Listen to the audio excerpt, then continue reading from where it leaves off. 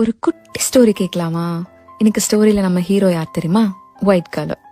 நம்ம சைல்ட்ஹுட்ல இருந்தே ஒரு கலர் பாக்ஸ் ஓபன் பண்ண உடனே எல்லா கலர்ஸும் யூஸ் பண்ணுவோம். Red, blue, green, yellow, black எல்லாமே எக்ஸப்ட் ஒயிட். ஆல்மோஸ்ட் அதை டச்சே பண்ண மாட்டோம். ஏன்னா நார்மல் பேப்பர்ல அந்த கலர் தெரியாது. அந்த கலர்ல டிரா பண்ணாலும் ஒரு யூஸும் இல்லை. ஸோ நம்ம நினைச்சுப்போம் maybe this colour is not useful அப்படின்னு. பட் உண்மை என்ன தெரியுமா? The problem was never the colour. The actual problem was the background. ஒரு ஒயிட் கிரேயான் எடுத்து பிளாக் சார்ட் பேப்பர் மேலே எழுதி மட்டும் பாருங்களேன். அதுதான் மேஜிக்.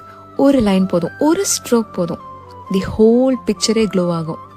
ஒயிட் சார்ட் பேப்பர்ல கூட கலர்ஃபுல்லா இருக்க நம்ம எல்லா கலர்ஸும் யூஸ் பண்ண வேண்டியது வரும்.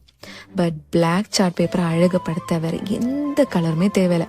ஜஸ்ட் ஒயிட் கலர் மட்டும் போதும், ஃபுல்லா கம்ப்ளீட் ஆயிடும். So what change? Not the கலர்ஸ்ல, அது இருந்த இடம். லைஃப்ல நம்ம கூட அப்படிதான். நம்ம பெஸ்டா ஒர்க் பண்ணுவோம், சைலண்டா ட்ரை பண்ணுவோம், பட் யாரும் நம்மளை நோட்டீஸ் பண்ண மாட்டாங்க. அதுக்கு மீனிங் நம்ம கிட்ட டேலண்ட் இல்லை, we are not capable அப்படியா? No, it is just that we are standing in the wrong background, wrong place, wrong circle, wrong environment.